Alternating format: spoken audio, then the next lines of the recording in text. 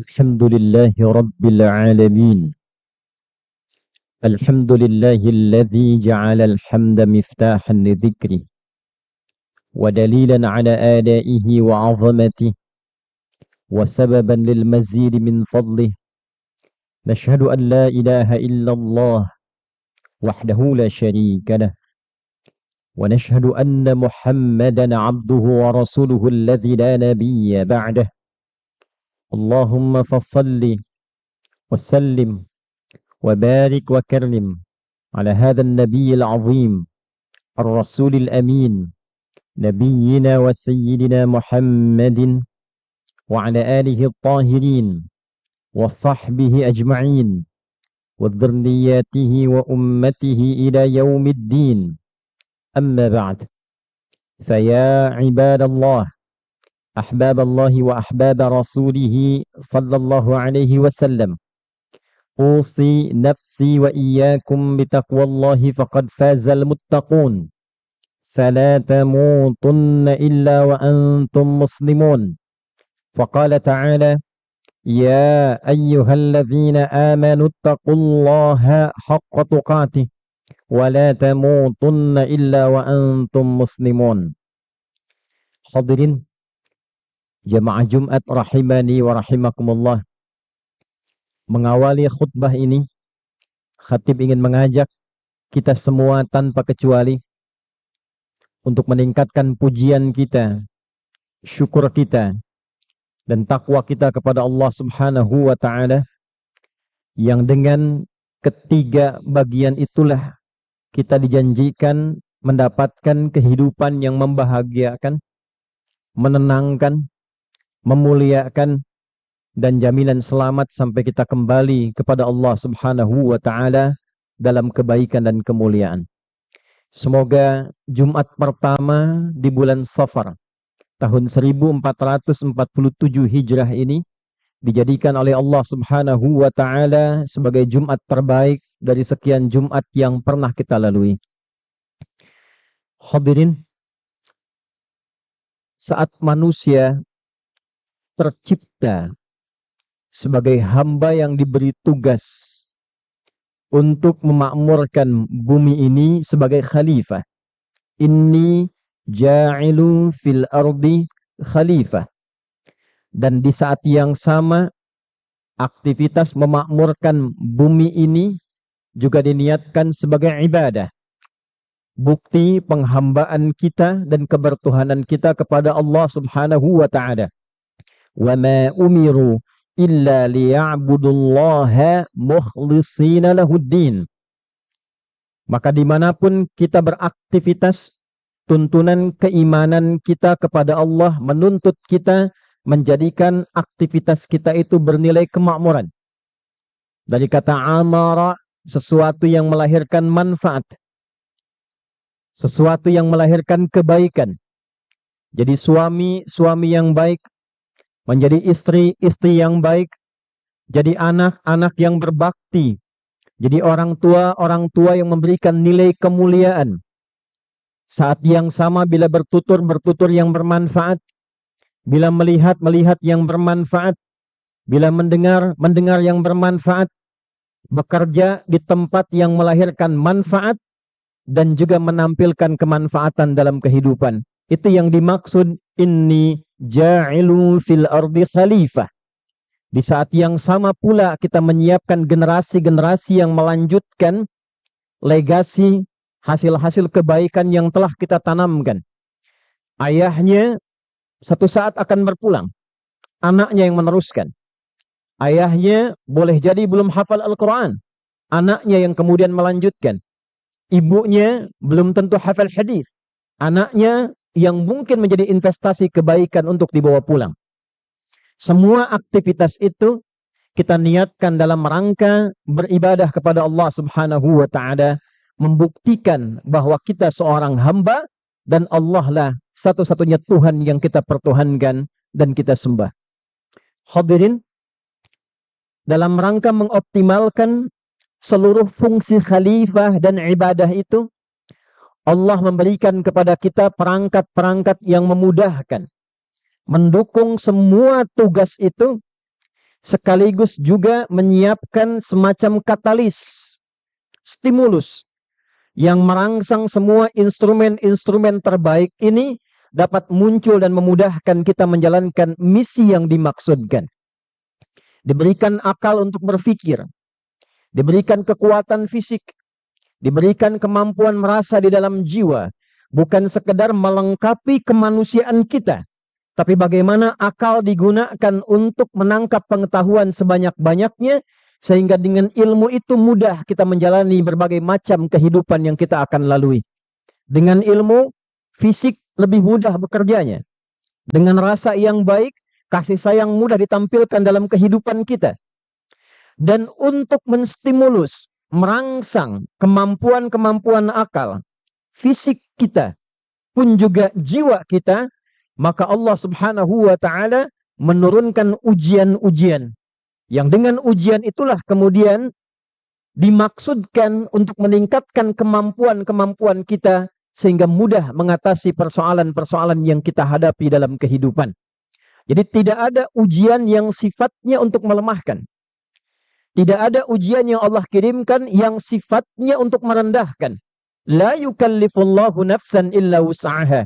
Tidak mungkin Allah menitipkan satu ujian kecuali sesuai dengan kadar kemampuan kita dan dimaksudkan untuk meningkatkan kemampuan kita untuk menghadapi berbagai macam persoalan demi mendapatkan kebahagiaan yang kita cita-citakan.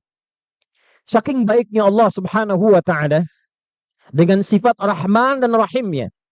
Untuk itulah Nabi Muhammad sallallahu alaihi wasallam mengajarkan kepada setiap umatnya agar dalam mengerjakan setiap hal sertakan nama Rahman dan Rahim Allah, yang dengan dua sifat itulah Allah menurunkan kasih sayangnya untuk membantu, menolong kita, memudahkan setiap urusan kita. Ayah punya sifat kasih sayang pada anaknya. Ibu punya rahim dalam kandungannya. Yang dengan kedua hal itulah kebaikan-kebaikan, perlindungan, penjagaan, kasih sayang diberikan kepada anak-anaknya. Maka bagaimana dengan Allah pencipta kita yang sempurna sifat Rahman dan Rahimnya?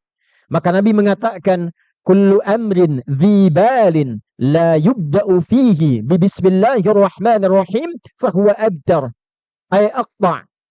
Maka setiap perbuatan baik, kode dari Nabi mengatakan, sertakan kalimat bismillahirrahmanirrahim sebelum memulainya. Ayah ingin mencari nafkah, langkah pertama bismillahirrahmanirrahim. Kita akan berpakaian saja, langkah pertama bismillahirrahmanirrahim. Para ibu memasak di dapurnya, langkah pertama bismillahirrahmanirrahim. Anak-anak belajar di ruang kelasnya, di asramanya, di masjidnya, langkah pertama bismillahirrahmanirrahim. Dengan sifat Rahman dan Rahim itulah pengetahuan ditanamkan. Dengan rahmat itulah makanan yang dimasak menjadi energi untuk beramal soleh. Dengan Rahman dan Rahim itulah para ayah terjaga untuk berbuat maksiat dalam pekerjaannya. Mustahil ada orang mengucapkan bismillahirrahmanirrahim dia korupsi. Mustahil ada orang mengucapkan bismillahirrahmanirrahim dia mencuri. Mustahil ada orang mengucapkan bismillahirrahmanirrahim dia berbuat maksiat. Maka kalimat bismillahirrahmanirrahim bukan kalimat biasa, tapi penjagaan dari Allah Subhanahu wa Ta'ala yang memudahkan kita dalam menjalani aktivitas. Hadirin, di saat yang sama, terkadang Allah mengingatkan status kita tetap sebagai hamba.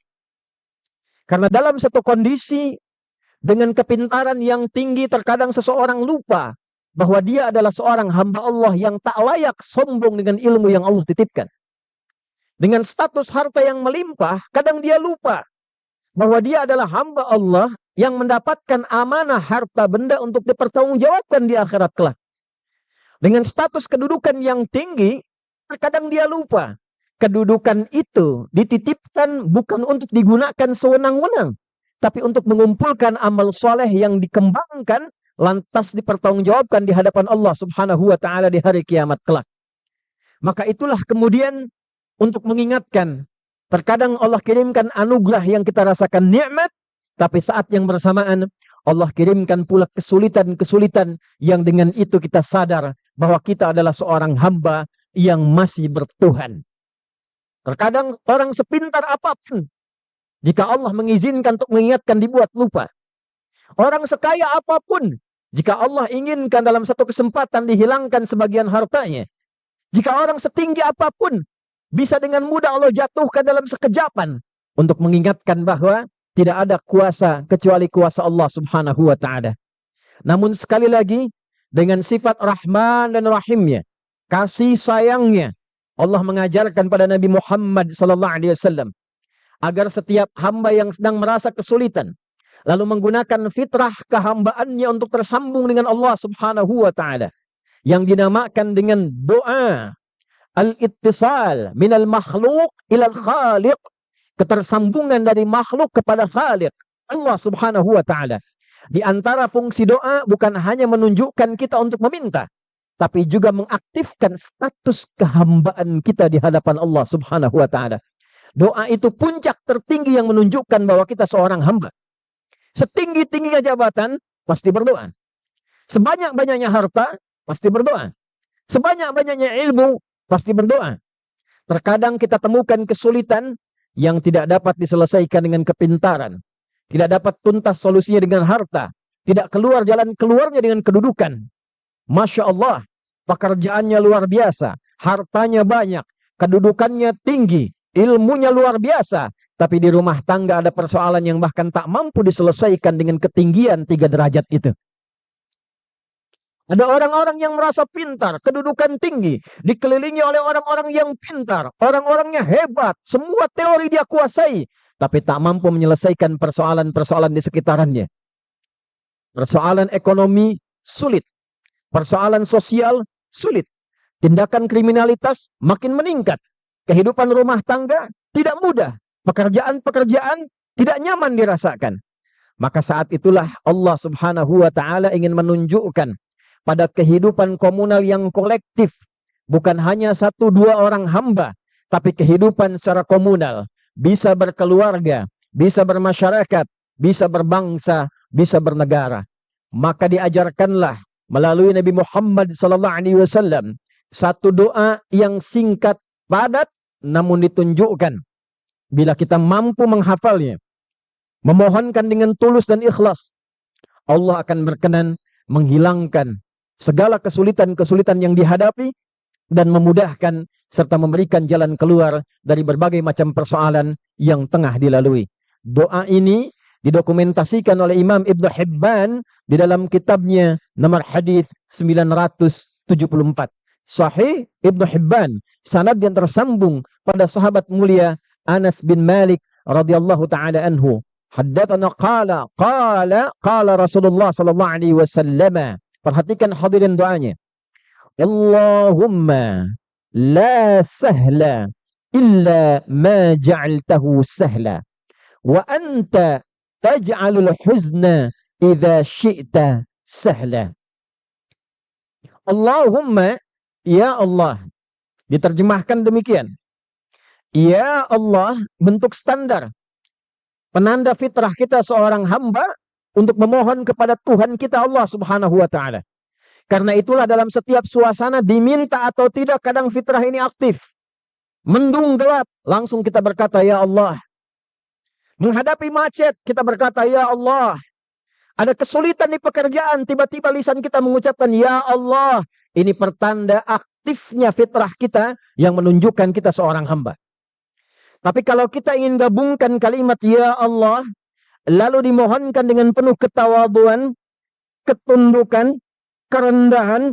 Ini amalan Quran surah ke-7 ayat 205. Wadhkur rabbaka fi nafsika tadarruan wa khifatan wa dunal jahri minal qaul. Koneksikan dirimu kepada Rabbmu. Minta kepada Allah. Mohonkan kepada Allah. Dengan cara merendah. Dengan cara tunduk. Dengan cara yang lembut. Dengan bahasa jiwa kita. Bukan dengan bahasa akal kita. Tapi ada bahasa jiwa yang mengalir di lisan kita. Maka gabungkan kalimat ya Allah menjadi Allahumma. Jika sedang sulit, jika sedang susah, tak selesai dengan kemampuan pengetahuan, tidak selesai dengan banyaknya harta, tidak selesai dengan tingginya kedudukan, maka merendahlah di hadapan Allah subhanahu wa ta'ala. Merendah dalam sujud. Merendah di keheningan malam, minta kepadanya. Allahumma la sahla illa ma ja'altahu sahla. Ya Allah, tidak ada kemudahan semudah-mudahnya kecuali apa yang telah engkau tetapkan mudah olehmu. Jadi jangan menganggap solusi itu karena kemampuan pribadi. Adab yang kedua setelah merendah, yakinkan, pasrahkan bahwa semua kemudahan yang kita miliki pun sesungguhnya atas kehendak Allah Subhanahu wa taala. Anda mendapatkan jabatan sampai sekarang, Anda duduk dalam kesempatan Jumat, hakikatnya bukan karena tingginya ilmu Anda. Karena banyak orang pintar, lebih pintar dibandingkan dengan Anda, tidak mendapatkan jabatan yang sekarang Anda duduki. Anda mendapatkan harta bukan karena pandainya Anda mencarinya. Karena banyak orang lebih pandai dibandingkan dengan Anda, hartanya bisa dibawa Anda. Jika Allah tidak menghendaki Anda mendapatinya, mustahil kita bisa memilikinya. Maka yang patut kita tanyakan, apa keinginan Allah di balik titipan ini? Maka kita katakan dengan penuh kesadaran, ya Allah, semua kemudahan yang telah saya raih, anugerah yang saya dapatkan, hakikatnya adalah karena kuasamu. Wa anta taj'alul huzna idza syi'ta sahla. Dan sekarang pun ya Allah, hamba mendapatkan huzn. Hadirin, dalam tafsir hadis yang dikatakan al-huznu ma ghaludha minal ardi. Digambarkan tanah yang begitu keras. Saking kerasnya, dia tidak subur, sulit ditanami, dia tidak berkembang, dipijak pun tak enak. Maka ini digunakan sebagai majas dalam bahasa Arab. Banyak sekali kata-kata kiasan yang ilmu balaghah kemudian memberikan pemahaman kepada kita untuk membacanya, baik dari Al-Quran ataupun hadis. Ada kesulitan-kesulitan yang kita hadapi seperti tanah yang mengeras. Pekerjaan sudah lelah, keringat, sudah capek, tiba-tiba hasilnya belum jelas. Tender sudah diikuti, semua kemampuan dikerahkan. Jangankan berbunga, tumbuh pun belum terlihat. Dipijak pun tak nyaman, rasanya gelap. Merangkak tidak nyaman, tidak enak. Ghaludha minal ard. Wa anta taj'alul huzna idza syi'ta sahla. Ya Allah, semua kesulitan yang kami hadapi ini, sekeras apapun, kami yakin solusinya tetap kembali kepadamu. Pasti engkau yang memberikan solusi. Pasti engkau yang memberikan kemudahan. Seperti engkau mudahkan hidup-hidup kami sebelumnya ya Arhamar Rahimin. Ribuan kesulitan kau mudahkan. Ribuan persoalan kau selesaikan. Maka mohon ya Allah, semua kesulitan, kekerasan, ketidakmudahan yang kami hadapi saat ini, dengan segala kuasamu, kami bermohon, berikan solusinya, berikan kemudahannya. Hadirin, itu di antara doa yang diajarkan oleh Nabi Muhammad sallallahu alaihi wasallam. Dan hebatnya, Islam punya semua jawaban atas setiap persoalan yang kita alami. Apa di Islam yang tidak ada panduannya? Apa di Islam yang tidak ada doanya? Masuk masjid ada panduannya, ada langkahnya, ada doanya. Keluar masjid ada panduannya. Berpakaian ada doanya. Urusan ke toilet ada doanya. Maka jangankan yang tinggi-tinggi, yang kecil pun yang sederhana ada panduan dan doanya. Jika dibalik pemahamannya, maka ketika mendapatkan yang sulit pun kita memiliki panduan untuk mengatasinya. Maka mungkin boleh jadi persoalan yang sulit yang belum selesai kita hadapi ini, belum tuntas hadir solusinya, bukan karena kita kurang pintar, bukan karena kita kurang hebat, kita belum kembali menemukan dan membaca, memahami, mengamalkan apa yang Nabi Muhammad SAW tunjukkan kepada kita. Oleh karena itu, dari berbagai kesoalan kehidupan ini, mari kembali kepada panduan yang Nabi ajarkan. Mari kembali kepada Al-Quran yang memberikan pedoman. Mendapati apapun sulit dalam pekerjaan, dalam konteks yang lebih besar, sulit di bidang ekonomi, moneter tidak mudah, fiskal tidak teratur dengan baik, ditarik ke rumah tangga sulit, di pekerjaan sulit, di ilmu, anak-anakku yang belajar merasa kesulitan, maka ikuti panduan Nabi SAW. Menghadaplah kepada Allah dengan penuh kerendahan hati. Bangun di keheningan malam. Sadari kita hambanya. Bertaubat di hadapan Allah. Rendahkan diri kita. Istighfar dengan baik. Seorang suami istighfar dengan baik. Seorang ayah istighfar dengan baik. Mungkin anak-anak kurang bagus hafalannya. Kurang baik belajarnya. Bukan karena mereka kurang pintar. Karena selama ini ayah dan ibunya tidak memberikan asupan-asupan yang baik. Supaya mereka mendapatkan kemudahan dalam belajar dan berpengetahuan. Istighfar di hadapan Allah, minta kebaikan kepada Allah, minta kemuliaan kepada Allah. Mudah-mudahan dengan itu, semua macam jenis krisis dan kesulitan yang kita hadapi dalam kehidupan diangkat oleh Allah dan diberikan kebaikan-kebaikan yang kita harapkan. Barakallahu li wa lakum fil Qur'anil azim wa nafa'ani wa iyyakum bima fihi minal ayati wa dzikril hakim. wa taqabbal minni wa minkum tilawatahu innahu huwas sami'ul 'alim. Ud'ullaha yastajib lana wa lakum jami'an.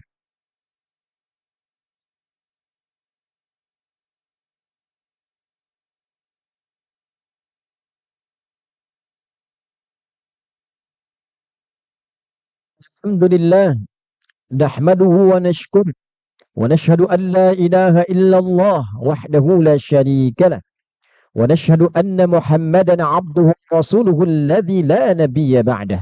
Addal amanah wa nasahal ummah wa akhrajahum minadh dhulumati ilan nuri biiznillah.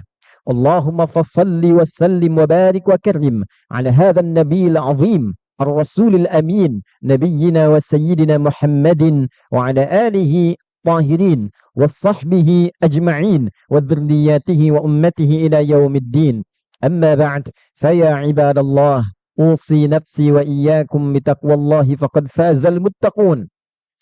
فلا تموتن إلا وأنتم مسلمون. فقال تعالى يا أيها الذين آمنوا اتقوا الله حق تقاته ولا تموتن إلا وأنتم مسلمون. Hadirin, mari kita berdoa kepada Allah Subhanahu wa taala. Mudah-mudahan doa yang kita panjatkan di Jumat pertama bulan Safar ini, yang berarti kosong, sifar, karena banyak orang keluar dari area-area tempat tinggal sehingga areanya seakan kosong. Kemudian maknanya dikiaskan dalam kehidupan hijrah.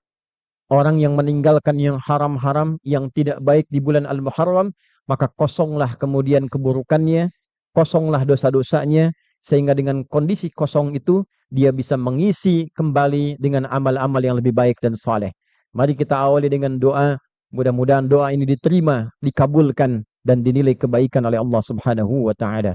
Qala ta'ala, innallaha wa malaikatahu yusalluna 'alan nabi ya ayyuhalladzina amanu sallu 'alaihi wa sallimu taslima. Allahumma salli wa sallim wa barik wa karim ala hadzal nabiyil amin ar-rasulil mubin nabiyyina wa sayyidina Muhammadin wa ala alihi wa sahbihi ajma'in. اللهم نحمدك حمدا شاكرين حمدا ناعمين حمدا يوافي نعمه ويكافئ مزيده. يا ربنا لك الحمد ولك الشكر كما ينبغي لجلال وجهك الكريم ولعظيم سلطانك. اللهم اغفر للمسلمين والمسلمات والمؤمنين والمؤمنات الأحياء منا والأموات إنك سميع قريب مجيب دعوات ويا قاضي الحاجات. لا تدع لنا في مقامنا هذا ذنبا إلا غفرته ولا هما إلا فرجته ولا دينا إلا قضيته ولا مريضا إلا شفيته ولا حاجة من حوائج الدنيا والآخرة فيها لك رضا وفيها لنا الصلاح إلا قضيتها يا أرحم الراحمين.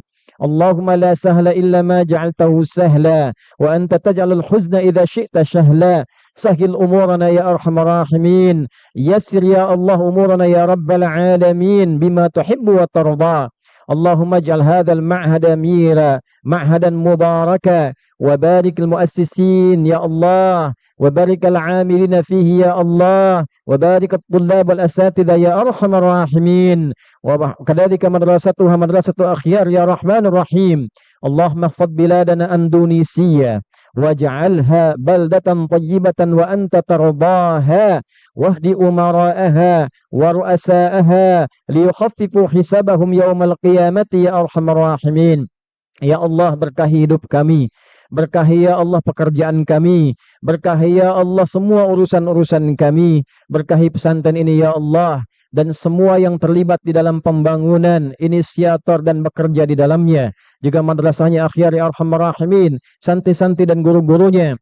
Ya Allah, anugerahi akan keberkahan kepada negeri kami Indonesia. Berikan hidayah kepada seluruh pemimpin-pemimpin yang bertugas di negeri kami yang tercinta, dari level tertinggi sampai yang terendah ya Allah, yang dengan hidayah itu bisa meringankan pekerjaan mereka dan hisab mereka di akhirat kelak. اللهم يا خير الناصرين انصر يا الله إخواننا في فلسطين وفي كل مكان المبتلين، واجعل أحياءهم مجاهدين في سبيلك وموتاهم شهداء، والحقنا معهم في رحمتك يا أرحم الراحمين، وحرل المسجد الأقصى يا رب العالمين، ورزقنا النعمة والفرصة لأداء الصلاة في مسجد الأقصى قبل وفاتنا يا أرحم الراحمين. ربنا آتنا في الدنيا حسنة وفي الآخرة حسنة وقنا عذاب النار. وصلى الله على سيدنا محمد وعلى آله الطاهرين وصحبه أجمعين وذرياته وأمته إلى يوم الدين. وآخر دعوانا سبحانك اللهم ربنا وبحمدك نشهد أن لا إله إلا أنت نستغفرك ونتوب إليك، والحمد لله رب العالمين. عباد الله، إن الله يأمر بالعدل والإحسان وإيتاء ذي القربى وينهى عن الفحشاء والمنكر والبغي يعظكم لعلكم تذكرون، ولذكر الله أكبر والله يعلم ما تصنعون. أقيموا الصلاة يرحمكم الله.